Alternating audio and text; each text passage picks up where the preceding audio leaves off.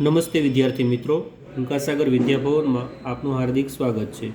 આજે આપણે ધોરણ 8 વિષય ગણિત એમાં ચેપ્ટર નંબર 7 ઘન અને ઘનમૂળ વિશે અભ્યાસ કરીશું।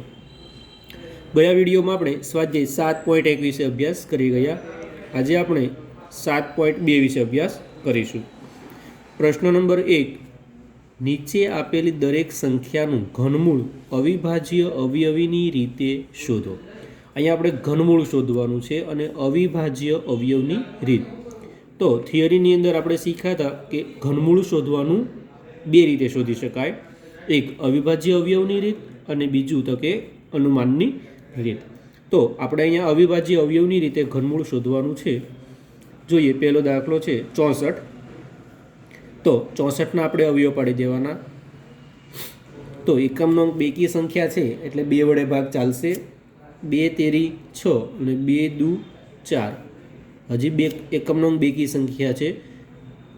2 એકુ 2, 1 વધ્યો 12 થયા, 2 છંગ 12, 2 અઠ્ઠા 16, 2 ચોકુ 8, 2 દુ 4 અને 2 એકુ 2। હવે અવયવ લખી દો 64ના। 2 ગુણ્યા 2 ગુણ્યા 2, 2 ગુણ્યા 2 ગુણ્યા 2। હવે ઘનમૂળ શોધવાનું છે એટલે ફરજિયાત 3 3ની જોડી બની જશે। યાદ રાખજો, વર્ગમૂળ શોધવામાં ફરજિયાત 2 2ની જોડી બની જાય અને ઘનમૂળ શોધવામાં 3 3ની જોડી ફરજિયાત બની જાય। જો ન બને તો અવયવ પાડવામાં આપણી કંઈક ભૂલ હશે એવું નક્કી થાય। જો નાનામાં નાની કંઈ ગુણ સંખ્યા વડે ગુણવાથી ને ભાંગવાથી કીધું હોય તો પાછું જોડી બનશે નહીં। હવે આને આપણે ઘાત સ્વરૂપે લખવાની। 2 3 વખત છે એટલે 2 ની 3 ઘાત ગુણ્યા 2 ની 3 ઘાત। વર્ગમૂળમાં આપણે 2 2 ઘાત લખતા હતા। હવે આધાર છે બંનેનો ગુણાકાર કરવાનો। 2 દુ 4, 4 ની 3 ઘાત। હવે ખાલી સંકેતમાં લખી દેવાનું। 64 આપણી રકમ છે, ઘનમૂળ છે એટલે અહીંયા 3 આવશે। કેટલું જવાબ આવશે તો કે 4। તો આ થયું 64નું ઘનમૂળ આપણું 4 થયું। આ દાખલો પૂરો। બીજો એક દાખલો જોઈએ, દાખલા નંબર 2, 512। તો ઘનમૂળ શોધવાનું હોય એટલે ફરજિયાત અવયવો જ પાડવાના આપણે। એકમનો બેકી સંખ્યા છે 2 દુ 4, 1 વધ્યો 11 થયા, 2 પંચા 10, હજી 1 વધ્યો 12 થયા, 2 છંગ 12, 2 વડે 2 એકુ 2, 2 દુ 4, 1 વધ્યો 16 થયા, 2 અઠ્ઠા 16, 2 છંગ 12 અને 2 ચોકુ 8, 2 તેરી 6, 2 દુ 4, 16 દુ 32, 2 અઠ્ઠા 16, 2 ચોકુ 8, 2 દુ 4 અને 2 એકુ 2। અવયવ થઈ ગયા। હવે અવયવ લખી દઈએ 512। 2 ગુણ્યા 2 ગુણ્યા 2, 2 ગુણ્યા 2, 2 ગુણ્યા 2 ગુણ્યા 2। હવે ઘાત સ્વરૂપે લખો, 3 3ની જોડી બની જશે। આ 3 3ની જોડી 2 ની 3 ઘાત ગુણ્યા 2 ની 3 ઘાત ગુણ્યા 2 ની 3 ઘાત। તો 2 દુ 4, 4 દુ 8, 8 ની 3 ઘાત। હવે સંકેતમાં લખી દેવાનું 512 અહીંયા ઘનમૂળ બરાબર કેટલો જવાબ આવશે તો કે 8। તો 512નું ઘનમૂળ 8 થયું કહેવાય। દાખલા નંબર 3, 10,648। રકમ ગમે તેટલી મોટી હોય આપણે માત્ર અવયવો જ પાડવાના। પહેલાં એકમનો બેકી સંખ્યા છે 2 વડે ભાગ ચલાવો। 2 પંચા 10, 6 છે, 2 તેરી 6, 4 છે, 2 દુ 4 અને 8 છે એટલે 2 ચોકુ 8। હજી 2 વડે ભાગ ચાલશે। 2 દુ 4, 1 વધ્યો 13 થયા, 2 છંગ 12, હજી 1 વધ્યો 12 થયા, 2 છંગ 12 અને 2 દુ 4, 2 એકુ 2, 2 તેરી 6, 2 તેરી 6 અને 2 એકુ 2। હવે અહીંયા એકમનો બેકી સંખ્યા નથી તો 2 વડે ભાગ ચાલશે નહીં। 5 નથી તો 5 વડે પણ ચાલશે નહીં। તો આપણે અંકોનો સરવાળો કરો। 3 ને 1 4, 4 ને 3 7 ને 1 8, તો 3ના ઘડિયામાં 8 આવે નહીં, તો 3 વડે પણ ભાગ ચાલશે નહીં। તો હવે કઈ રીતના અવયવ પાડીશું? તો આપણે ઘન તમને 1 થી 20 સુધી લખાવેલા હતા, તેની અંદર આપણે કંઈક આવી રકમ આવી હતી 1331. કે કોનો ઘન હતો? તો આપણને ખબર હોય કે 11નો ઘન 1331 થાય તો ઝડપથી અવયવો પડે. હવે અહીંયા ભાગ નથી ચાલતો, એનો મતલબ એમ પણ થાય કે આ સંખ્યા કોઈ અવિભાજ્ય સંખ્યાનો ઘન હશે. તો આપણે 11નો ઘન કરીએ તો જ 1331 થાય. 11 કેવી સંખ્યા? અવિભાજ્ય. તો 11 વડે જ ભાગ ચાલે. તો 11નો ઘન આપણે છે એટલે એક વખત 11 અહીંયા આવી ગયા. તો અહીંયા કેટલી વખત 11 બાકી રહી? 2 વખત. એટલે 11 ગુણ્યા 11 આપણે કરો એટલે 121 થાય. અહીંયા ખાલી 11 નથી મૂકવાના. તો હવે 121, હવે હજી એક વખત 11 ગુણ્યા 11 એટલે 121. 11 એકુ 11. જો 1 થી 20 સુધીના ઘન પાકા હોય તો આ સરળતાથી આવડે. હવે અવયવ પડી ગયા. અવયવ લખી દો. 10 648 2 ગુણ્યા 2 ગુણ્યા 2 ગુણ્યા 11 ગુણ્યા 11 ગુણ્યા 11. 2નો ઘન ગુણ્યા 11નો ઘન. 11 દુ 22નો ઘન. હવે સંકેતમાં લખી દો. 10 648 ઘનમૂળ બરાબર 22 આપણો જવાબ આવ્યો. દાખલા નંબર 4, 27,000. તો અવયવ પાડો આપણે. એકમ નંગ 0 છે તો 2 વડે ભાગ ચાલશે. 2 એકુ 2, 2 તેરી 6, 1 વધ્યો 0 છે એટલે 10 થયા. 2 પંચા 10. હવે આ 0 0 છે ભાગ નથી ચાલતો એટલે 0. હજી 2 વડે 2 6 12, 1 વધ્યો 15 થયા. 2 સત્તા 14, 1 વધ્યો 0 છે એટલે 10 થયા. 2 પંચા 10 અને ભાગ ન ચાલે એટલે 0. 2 તેરી 6, 2 તેરી 6, 1 વધ્યો 15 થયા. 2 સત્તા 14, વળી પાછો 1 વધ્યો 10 થયા. 2 પંચા 10. હવે અહીંયા એકમનો 5 છે એટલે સીધું આપણે 5 વડે ભાગ ચલાવી દેવાનો. 5 સત્તા 35 વધી જશે તો 5 6 30.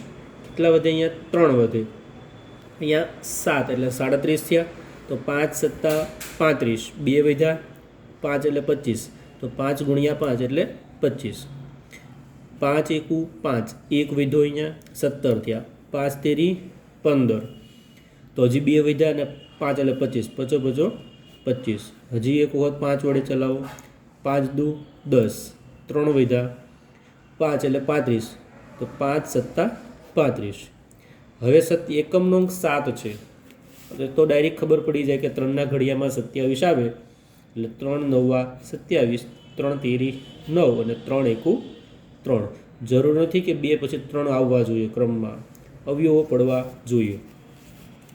હવે 27,000ના અવયવો લખી દો કે 2 ગુણ્યા 2 ગુણ્યા 2 ગુણ્યા 5 ગુણ્યા 5 ગુણ્યા 5 ગુણ્યા 3 ગુણ્યા 3 ગુણ્યા 3. જોજો બધાની ફરજિયાત 3 3ની જોડી બની જ જશે. ઘનમૂળ શોધવાનું હોય ત્યારે 2નો ઘન ગુણ્યા 5નો ઘન ગુણ્યા 3નો ઘન. 2 પંચા 10, 10 તેરી 30, 30નો ઘન. સંકેતમાં લખી દો. 27,000 બરાબર કેટલો જવાબ? તો કે 30. તો 27,000નું ઘનમૂળ 30 થાય. દાખલા નંબર 5, 15,625. 15,625 એકમ નંગ 5 છે, સીધું 5 વડે ભાગ ચલાવો. 5 તેરી 15, 6 છે. 5 એકુ 5, 1 વધ્યો 12 થયા. 5 દુ 10, 2 વધ્યા 5 એટલે 25 છે. પચો પચો 25. 5 6 30. જો એક અંક સાથે ભાગ ન ચાલે એટલે 2 અંક ભેગા લેવાના, 31 સાથે લેવાના. 5 6 30, 1 વધ્યો 2 એટલે 12 થયા. 5 દુ 10, હજી 2 વધ્યા 25 થયા. પચો પચો 25. હજી 5 વડે ભાગ ચલાવો. 5 એકુ 5, 1 વધ્યો 12 થયા. 5 દુ 10, હજી 2 વધ્યા 25 થયા. પચો પચો 25. હજી 5 વડે ભાગ ચાલશે. જો 25 પંચા 125 સીધું ખબર હોય તો એમ પણ કરી શકાય. પચો પચો 25 અને 5 એકુ 5. અવયવ લખી દો. 15,625 5 ગુણ્યા 5 ગુણ્યા 5 ગુણ્યા 5 ગુણ્યા 5 ગુણ્યા 5. 5નો ઘન ગુણ્યા 5નો ઘન. પચો પચો 25ની 3 ઘાત. તો સંકેતમાં લખો 15,625નું ઘનમૂળ 25 થાય. તો હવે એટલા દાખલા પરથી તમને ઘનમૂળના દાખલા હવે આવડી જશે. 5 દાખલા છે એ તમારે હોમવર્કમાં ગણવાના રહેશે. હું રકમ લખી દઉં છું તમારે દાખલા ગણવાનો. દાખલા નંબર 6 110 592. 7 નંબર 46 656. 8મો દાખલો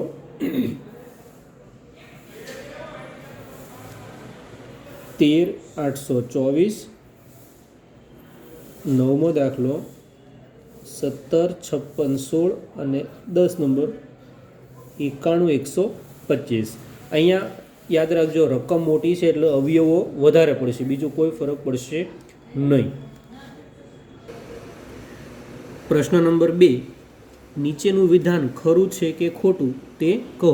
ખરા ખોટા છે આપણે જણાવવાનું છે. પહેલું, એમાં કોઈ પણ એકી સંખ્યાનો ઘન બેકી સંખ્યા હોય. કોઈ પણ એકી સંખ્યાનો ઘન બેકી સંખ્યા હોય તો શું આવશે એમાં? ખોટું. કારણ કે આપણે અગાઉ કંઈ શીખી ગયા થિયરીમાં કે જો કોઈ પણ એકી સંખ્યા હોય તો તેનો ઘન કરો તો એકી સંખ્યા જ મળે. જો બેકી સંખ્યા હોય તો એનો ઘન કરો તો બેકી સંખ્યા જ મળે. બીજું, પૂર્ણઘન સંખ્યાના અંતિમ 2 અંકો શૂન્ય ન હોય. જો શું કીધું? પૂર્ણઘન સંખ્યાના અંતિમ 2 અંકો શૂન્ય ન હોય તો શું આવશે એમાં? તો કે ખરું. કારણ કે પૂર્ણઘન હોય તો સંખ્યાના કાં 3 અંકો શૂન્ય હોય કાં 6 અંકો હોય. ધારો કે 10નો ઘન છે તો એમાં કેટલા થાય? તો કે 1000. તો કેટલા અંકો આવ્યા? 3 શૂન્ય. તો ખરું આવશે અહીંયા, કારણ કે 2 અંકો કીધા છે ને શૂન્ય ન હોય તો આવશે ખરું. ત્રીજું, જો કોઈ સંખ્યાનો વર્ગ કરતાં એકમનો અંક 5 આવે તો ઘન કરતાં મળતી સંખ્યાના છેલ્લા 2 અંકો 25 આવે. કોઈ સંખ્યા હોય અને જો તેનો વર્ગ કરો તો એકમનો અંક 5 આવે. તો એકમનો અંક 5 હોય તો વર્ગ કરો તો 5 આવે. અને જો ઘન કરો તો છેલ્લા અંકો 25 આવે તો એવું જરૂરી નથી. તું શું આવશે? ખોટું. કારણ કે ધારો કે આપણે 15નો વર્ગ કરો તો 225 થાય, તો એમાં છેલ્લા 2 અંકો 25 આવ્યા. પણ આની જ સંખ્યાનો જો 15નો ઘન કરો તો એનો શું થાય? તો કે 33 75. તો છેલ્લા 2 અંકો અહીંયા 75 આવી ગયા. તો ઘનમાં એવું જરૂરી નથી કે છેલ્લા 2 અંકો 25 આવે તો આવશે ખોટું. આગળ 4 નંબર, એવી કોઈ પૂર્ણઘન સંખ્યા ના મળે કે જેનો એકમનો અંક 8 હોય. તો આપણે પૂર્ણ વર્ગમાં એવું આવતું હતું કે જે સંખ્યાનો એકમનો અંક 2 3 7 અથવા 8 હોય તે સંખ્યા પૂર્ણ વર્ગ ન હોય. અહીંયા વાત આપણે કોની છે? પૂર્ણ ઘનની. તો શું આવશે અહીંયા? ખોટું. કારણ કે 2નો ઘન કરો તો 8 આવે છે, 12નો ઘન કરો તો 1728. તો એકમનો અંક 8 હોય તેવી પણ પૂર્ણ ઘન સંખ્યા છે. તો આમાં આવશે ખોટું. જો પૂર્ણ વર્ગ કીધું હોય તો પાછું ખોટું આવે, ખરું આવે. આગળ 5, 2 અંકોવાળી સંખ્યાનો ઘન કરતાં મળતી સંખ્યા 3 અંકોની પણ હોય. ફરી એક વખત, 2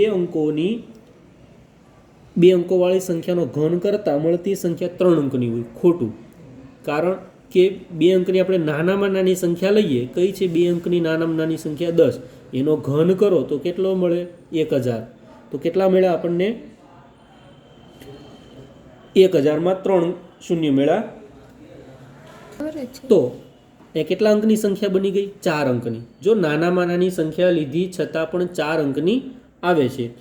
સવાલ ફરીથી સમજીએ એક વખત. 2 અંકોવાળી સંખ્યાનો ઘન કરતાં મળતી સંખ્યા 3 અંકોની હોય તો 3 અંકની ન આવે. કેટલા અંકની આવશે? 4. એટલા માટે આવશે આ ખોટું. આગળ 6 નંબર, 2 અંકોવાળી સંખ્યાનો ઘન કરતાં 7 કે તેથી વધુ અંકોની સંખ્યા પણ મળે. શું કીધું? 2 અંકની સંખ્યા લેવાની, એનો ઘન કરવાનો.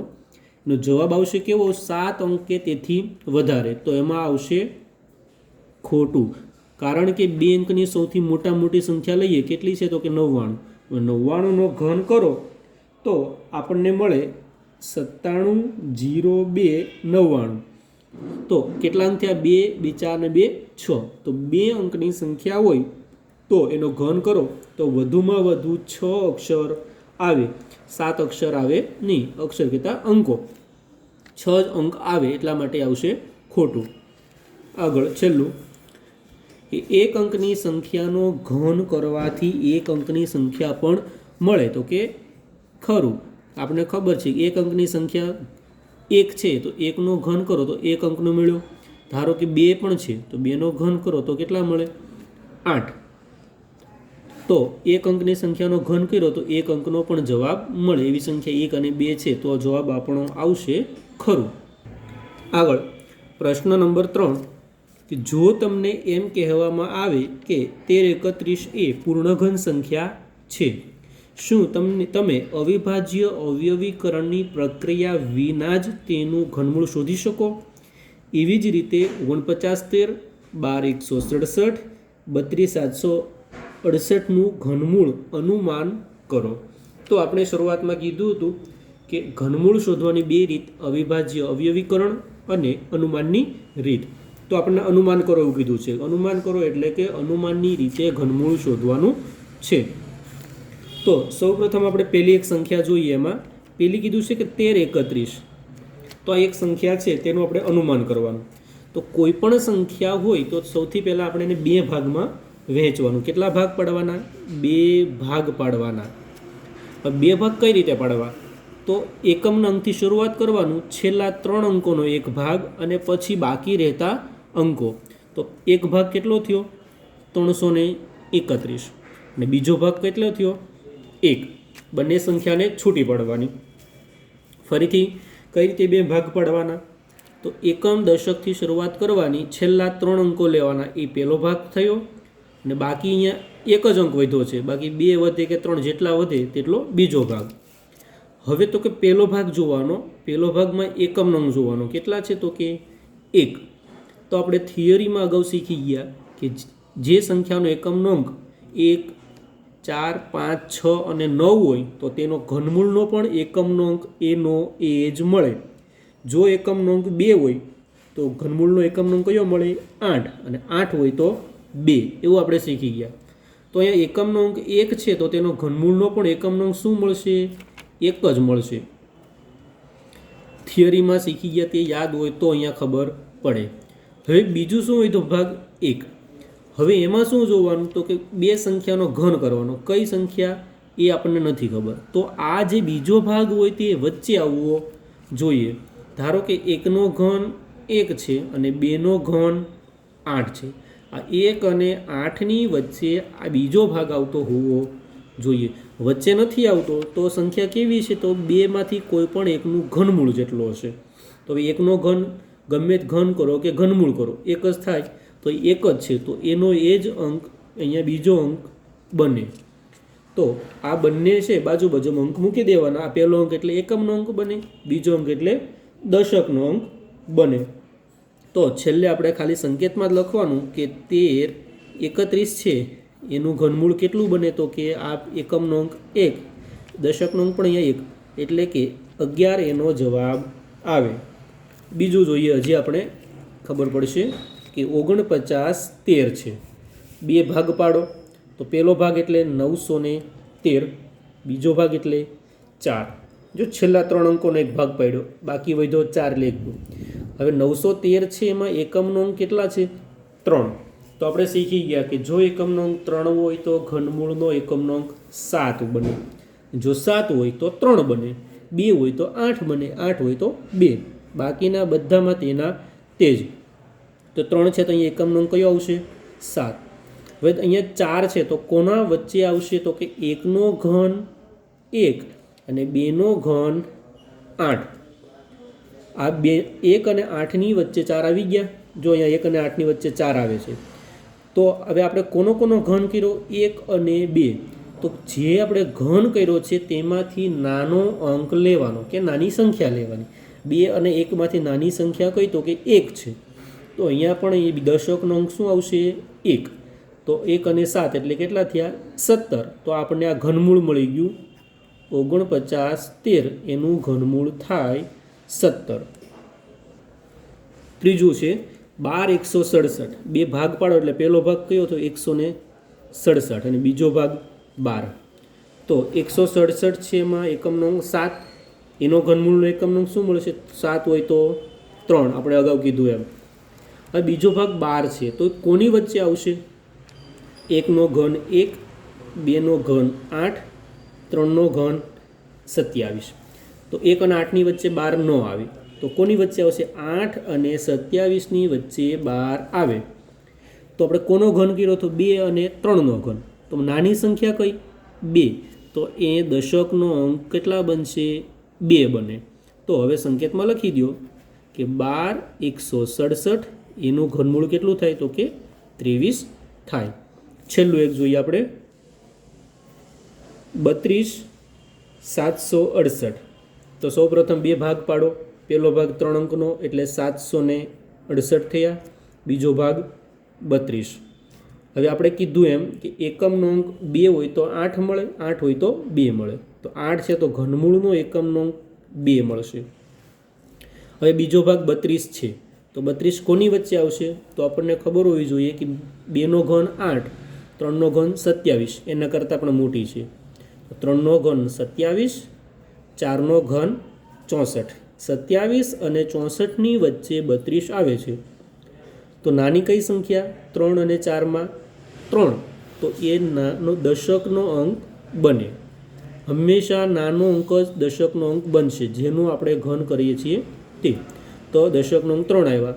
હવે સંકેતમાં લખી દો કે 32 768 એનું ઘનમૂળ 32 થાય. તો આ થઈ અનુમાનની રીત. ગમે તેટલા મોટા અંકની સંખ્યા હોય આપણે ખાલી બે ભાગ પાડવાના.